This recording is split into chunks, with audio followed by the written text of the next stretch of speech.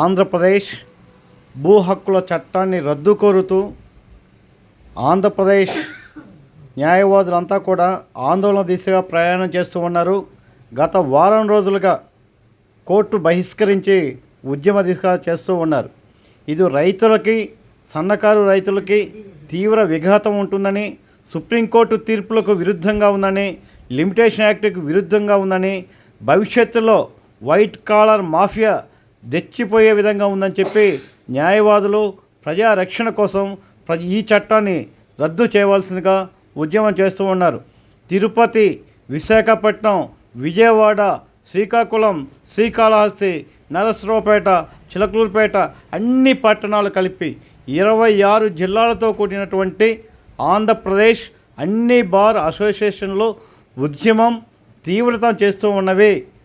ఈ చట్టం వల్ల భవిష్యత్తులో సివిల్ కోర్టుకు వచ్చే అవకాశం లేదని చెప్పి పేద ప్రజలు ఆందోళన వ్యక్తం చేస్తూ ఉన్నారు.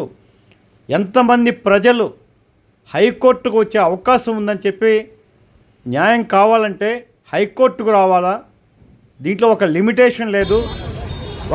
ఈ చట్టం ఒక దుర్మార్గమైన చట్టమని, ఈ చట్టం దేశంలో ఎక్కడా లేనటువంటి దుర్మార్గమైన చట్టంగా భావిస్తూ ఉన్నారు.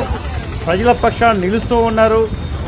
ఆంధ్రప్రదేశ్ ప్రజలు ఈ చట్టం యొక్క నష్టాలను అడ్డుకోకపోయినట్లయితే భవిష్యత్తులో తీవ్ర విఘాతం జరిగే అవకాశం ఉన్నది. అందువల్ల ఆంధ్రప్రదేశ్ ప్రజానీకానికి శిరస్సు వంచి నమస్కృతులు తెలియజేసుకుంటూ ఆంధ్రప్రదేశ్ ప్రభుత్వం తెచ్చినటువంటి ఏపీ భూ హక్కుల చట్టాన్ని రద్దుకి ప్రజల స్పందన ఉండాలని, ప్రజా పోరాటంగా ఉండాలని, ప్రజా పోరాటంగా మలిసే క్రమంలో న్యాయవాదులు ప్రజాపక్షం మీద ఈరోజు కోర్టులను కూడా బహిష్కరించి ప్రజాక్షేత్రంలోకి రావటం జరిగింది.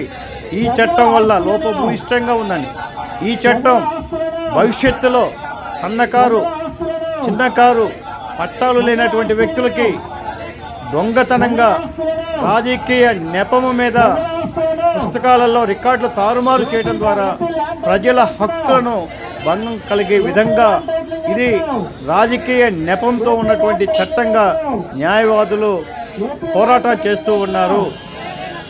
ఈ రాష్ట్రంలో అన్ని బార్ అసోసియేషన్లో ఉద్యమం చేస్తూ ఉన్నారు, నిరసన దీక్షలు చేస్తూ ఉన్నారు, బాయ్కాట్ చేస్తూ ఉన్నారు, పాదయాత్ర చేస్తూ ఉన్నారు, బైక్ యాత్ర కూడా చేస్తూ ఉన్నారు.